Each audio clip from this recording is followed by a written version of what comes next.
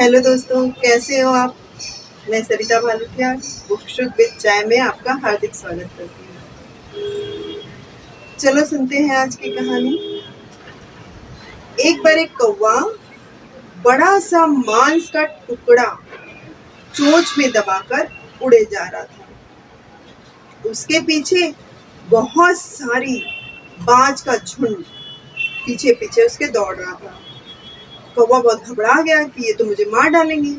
वो और तेजी से उड़ने लगा। तो सारे बाज उसके पीछे और तेजी से उड़ने लगे, पीछा करने लगे।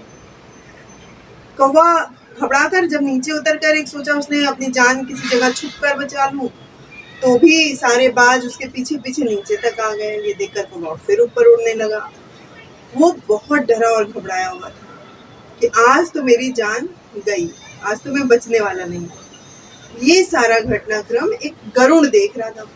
वो कौवे के पास आया और पूछा, भाई तुम इतने घबराए हुए क्यों हो, आखिर क्या कारण है। तो उड़ते उड़ते कौवे ने कहा कि वो सारे बाज जो है वो मेरे पीछे पड़े हुए हैं, वो आज मेरी जान लेकर ही रहेंगे। मैं बहुत परेशान हूँ, मैं करूँ तो करूँ क्या। गरुड़ ने कहा कि भाई वो तुम्हारे पीछे नहीं, जो तुम्हारी चोंच में मांस का टुकड़ा है वो उसके पीछे पड़े हैं। तुम उसे छोड़ दो तो वो तुम्हारा पीछा छोड़ देंगे। कौवे ने गरुड़ की बात मानते हुए उस मांस के टुकड़े को नीचे गिरा दिया अपनी चोंच से।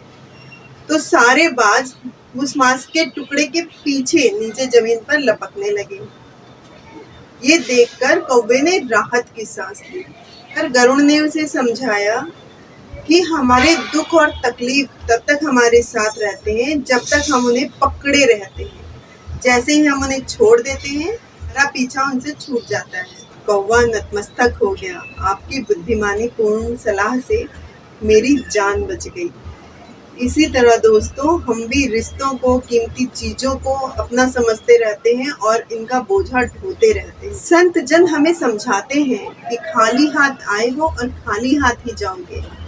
फिर भी हम इस शरीर से, मायावी चीजों से, अपने धन से इतना मोह बांधे रहते हैं कि उसी में घूमते रहते हैं और पीड़ा से घिरे रहते हैं। इसीलिए संत जन भी कहते हैं, जरूरी अंगों को दान कर दो, क्योंकि ये शरीर नष्ट होने के बाद अग्नि को समर्पित हो जाएगा और नाश्वर चीजें तो नष्ट होनी ही है, उसका मोह कैसा।